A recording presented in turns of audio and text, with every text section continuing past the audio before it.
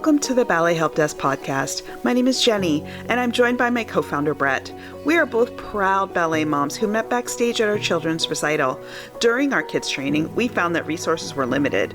We relied on Dance Magazine and fellow parents in the lobby for information. Now that our children are embarking on their professional careers, we're excited to share our combined 20 years of experience as ballet moms with all of you. We'll be bringing in experts to help make sense of this complex world of ballet training.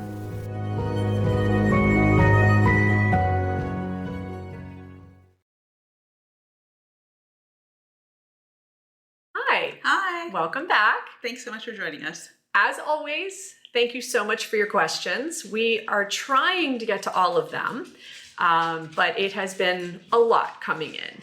So it's really clear that you guys are all getting excited for summer because this week we got flooded with questions about what to expect from a summer program, how to make the most of one, and also like the do's and don'ts of going away. All really good questions. Yeah, all really great questions. So we're gonna break the questions up into two videos.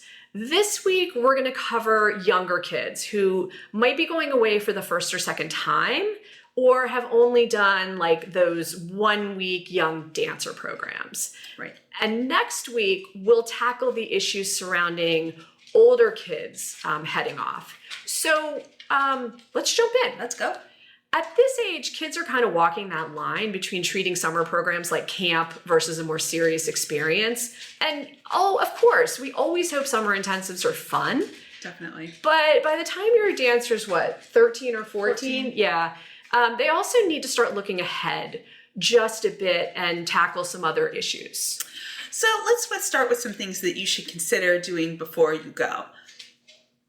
One thing parents can do right now is join the Facebook group that inevitably exists for your dancer's program.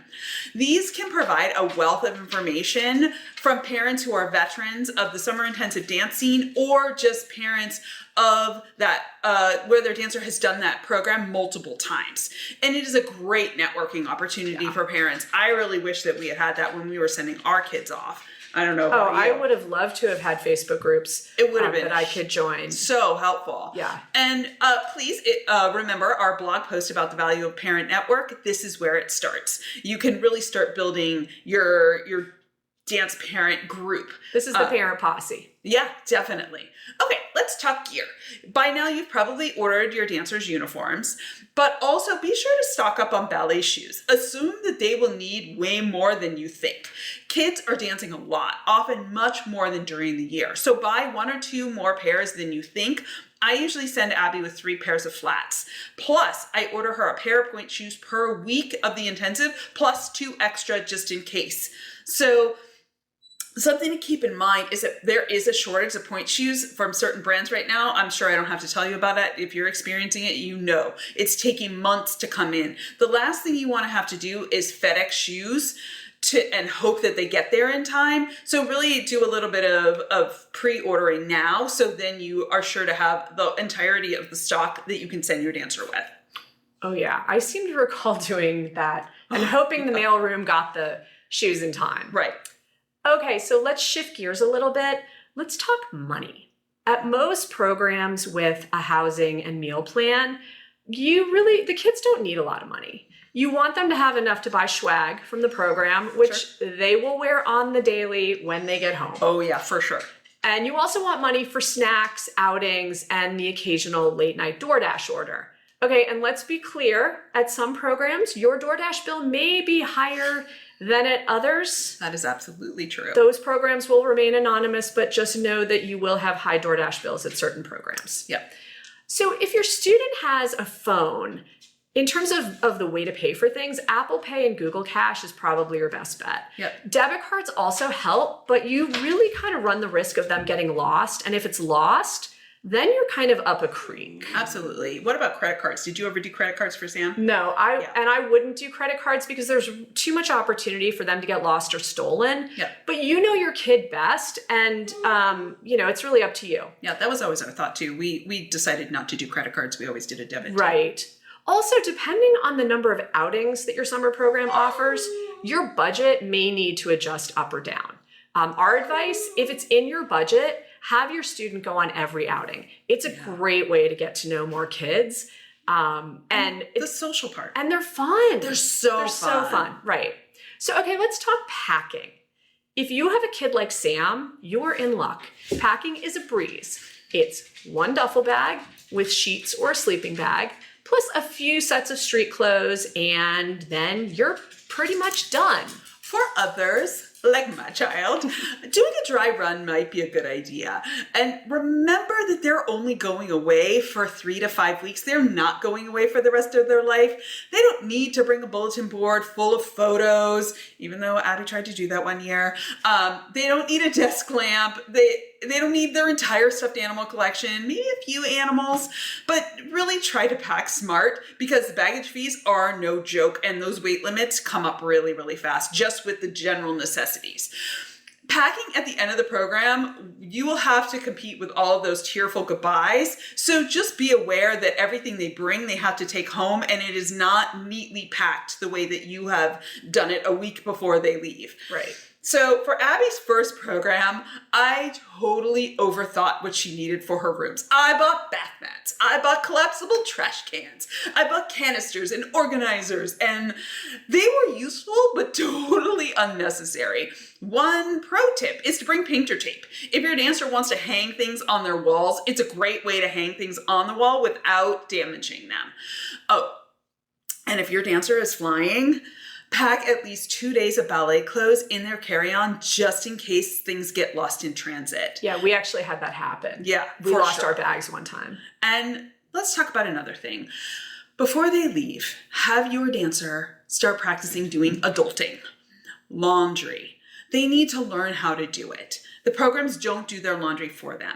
So another pro tip, bring some sort of drying rack where they can hang their dancewear and their tights. Also, discuss how often to wash all the towels in their bathroom. Yeah. Because they get a little moldy. Because they can get kind of funky. Yeah. This is a tip from Brett that I think is totally killer. And if you don't want all your clothes coming back one particular color, buy a color catcher. Buy them, use them, love them.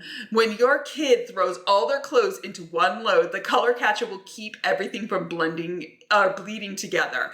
And I think you can get them online. You can get them at grocery stores or drugstores, but they are a lifesaver if you want to save the entirety of their wardrobe so they're not all that lovely shade of pink. Yeah, or gray. Yeah. Everything comes back gray. Yeah, it's color catchers were our friend. Yeah. So love them.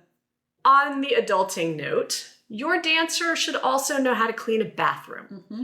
At most of these programs, kids are living in the dorms for 4 or 5 weeks, and there's no cleaning service. No. So grab a scrub brush, get cracking on practicing how to keep that bathroom sparkling. It will also result in a lot of harmony with your roommate if you know how to clean that bathroom. Absolutely.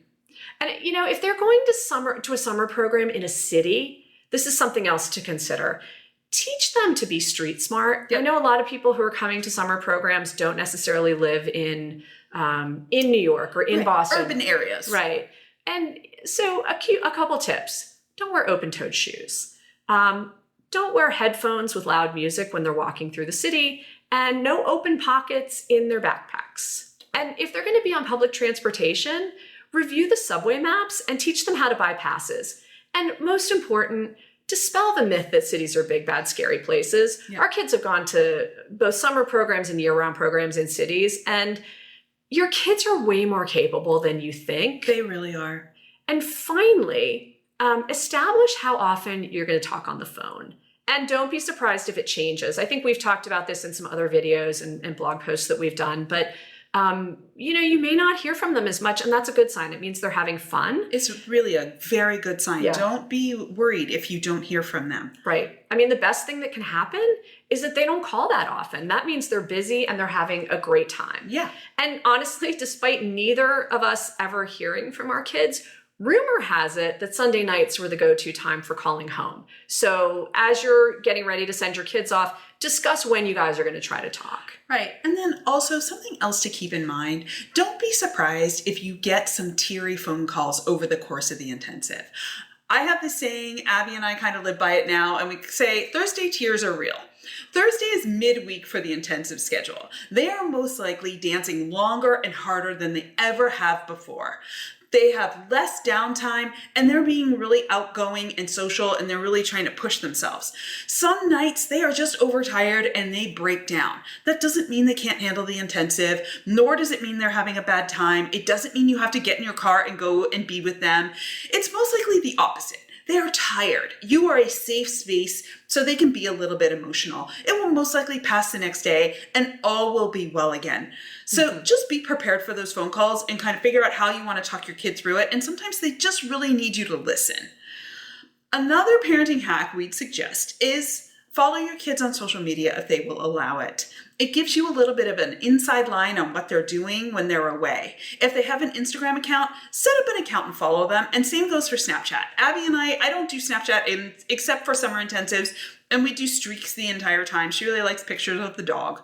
And that's just kind of a fun way to get a glimpse into what they're doing. Don't go over the top. You don't have to join their Be Real and all of that stuff, but just find a few outlets where you can kind of get a daily glimpse into what they're doing.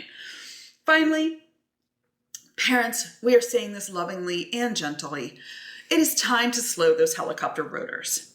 When your child is away, this is a great opportunity for them to learn some independence and how to advocate for themselves.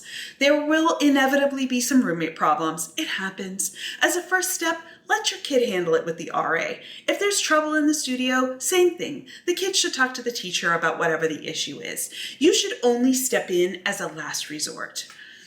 You can do it. They are exceptionally capable.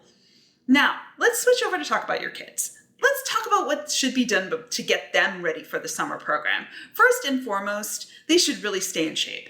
A lot of kids it's their first summer intensive and they're really surprised by how much dancing there is.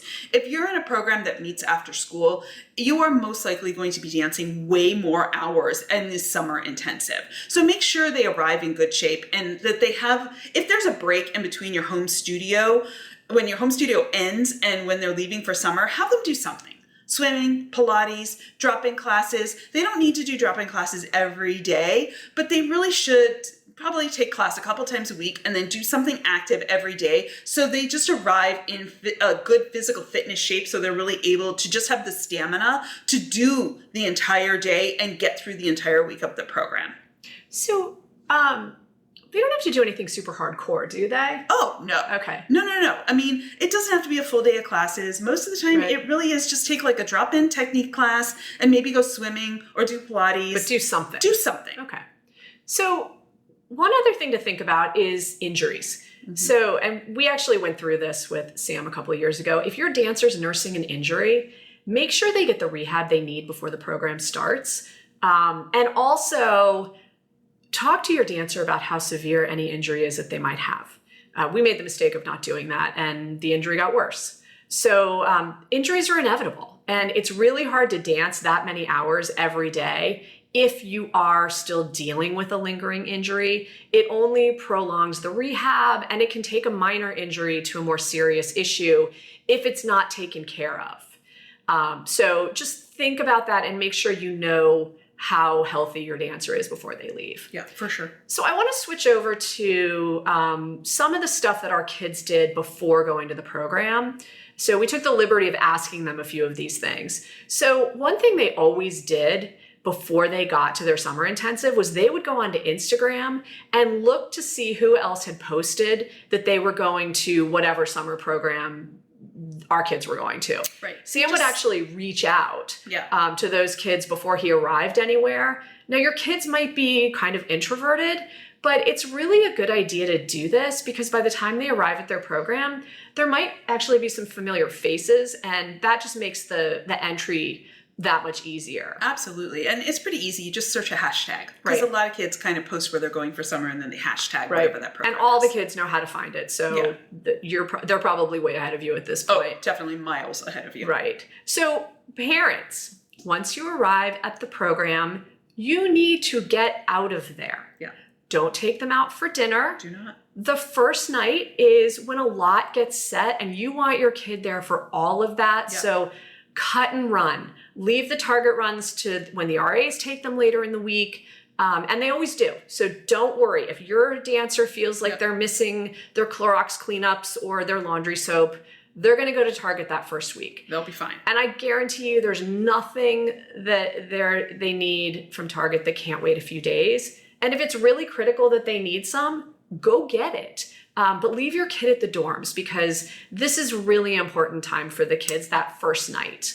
And kids, once you're there, grab your roommate and either start knocking on doors or go hang out in the commons area. This is a great way to meet other kids and just be willing to put yourself out there. Just remember, you're not the only one who is a little nervous. That's right. When they get there. Everybody's nervous. Everybody wants to make friends. There are very few kids coming in with like a big cohort. Right. I totally agree. Yeah. Right. And it happens sometimes, but usually it's easily worked around. Oh, absolutely. So we also took the liberty of asking our kids specifically for a few tips in terms of once you're there, what should kids do? And we thought these were pretty interesting. So the first one is if there are kids at your summer program who are there from year round, watch them and follow their lead. They will help you with everything from where the bathroom is in the studios to what the protocol is when, in terms of when to take your sweats off in class. Right. There are some teachers who are like, no sweats. You come into class, you take everything off. That's right. And some teachers are like, who cares? Who cares? Right, exactly. The year-round kids are going to be the ones that you can take the lead from. Yep, absolutely. And it can really help you avoid doing something that a teacher might not like. And also, if your student thinks they might want to attend this program either later that year, like in the fall, or in a few years to become a year-round student, it's really good to get to know the year-round kids, mostly to understand what the vibe is like during the year. They're going to be kind of your inside line on how the program works and kind of what to expect if you go.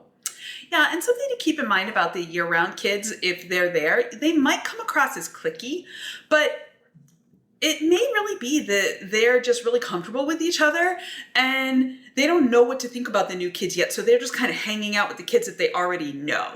Really encourage your dancer to try to jump into new groups. Just join a circle of kids stretching and, join in on the conversation. Sit at a new table at lunch. Everyone is nervous. Everyone is there trying to make friends. So really encourage your kid to push themselves outside their comfort zone a little bit and, surprisingly great things will happen. Also, try to establish a good relationship with the teachers. We're not saying to brown nose. That comes across as obnoxious. Nobody really likes that. But when you see them in the hallway, teachers really like it when you look them in the eye and smile and say hello. And always after class, say thank you. And let's talk about class. Our kids suggest that you always take a bar spot with the other students. It's a way to get to know them. So if you don't know someone, go stand by them at the bar and or someone that you're like, oh, they seemed kind of cool. Like they were like the king of ping pong and, just go get to know them. And just because, that kid seems a little standoffish, give it a minute and eventually a new friendship really can build from that. Also protocols, kind of what's going on. Give it a few days and then who goes to the front, where people stand at the bar, all of that tends to kind of sort itself out in those first few days. Every program really does have a natural flow. Just give it a few days to figure out.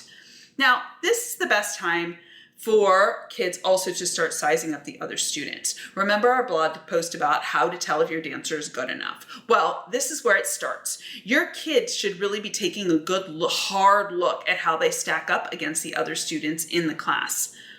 Yeah, that's true. And you'll hear parents say, oh, don't worry about it. Just focus on yourself. And that's all true. Yeah, that's true. But if your dancer wants to dance professionally, they need to get used to figuring out how they stack up. And this is a great opportunity to do that. Now, of course, you want them to focus on their work, but they need to always be aware of where they fit. And if your dancer finds that the talent level is higher than they're used to, this is also a great opportunity to figure out how to ratchet it up and figure out what they need to do to get to that next level. Right. And there's always someone better in class. And you can use those people as carrots to chase after what you're trying to get to. Yep. And finally, this is where your reputation starts to get built. And I hadn't really thought about this until we talked to our kids about it. But these kids remember you. They do. They will, and you will see these kids over and over and over again. And this is where the networking starts, and it's also where your reputation really kind of gets solidified. And it's going to follow them beyond this one summer. So kids are going to remember, were they super friendly? Or did they only talk to a select group of kids? They'll remember if you only hung out with like the cool kids, or if you worked under the mantra of the more the merrier. Kids also remember how your dancer behaves in class. Yep. Do they work hard? Are they helpful to the other kids who might be struggling? Yep. Or are they a diva? All of those things are going to follow your dancer from program to program. So this is a really great time to talk to your dancer about how they treat other dancers, how they behave in class, how they conduct themselves. Yeah. One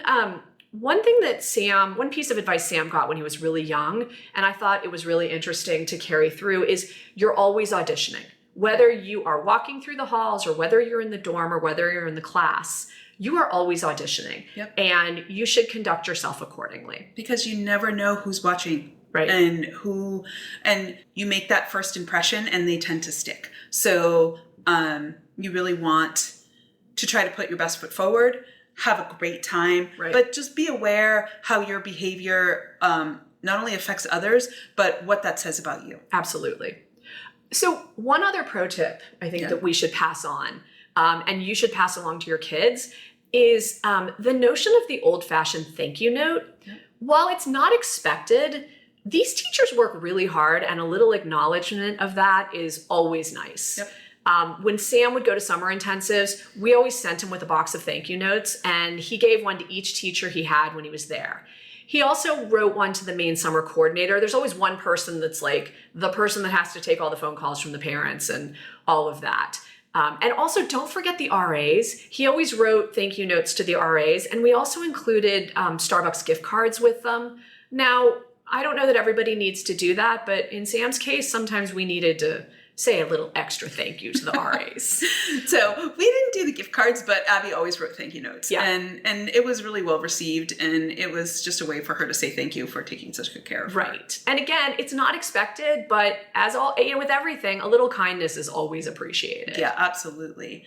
We're sure that your kids will have a great time and come back much improved as dancers and hopefully as humans. We've given you some food for thought on how to manage the stuff that leads up to and during the programs. In part 2 of this video, we'll publish it next Wednesday. We'll talk about how to maximize a dancer's experience at summer intensive when they're 15, 16, or 17. If you liked what you heard on this episode, please take a moment and help us spread the word. Follow us and leave us a review on your preferred podcast platform. Tell a friend and share on your social media. Also, now that your dancer has returned from their summer intensives, please head over to ballethelpdesk.com and leave an anonymous review of the program. Help your fellow dance parents by letting them learn all about the good, the bad, and everything in between. We hope you enjoyed listening to one of our earliest podcasts. We will be re-releasing advice for older students next week. Until next time, happy holidays.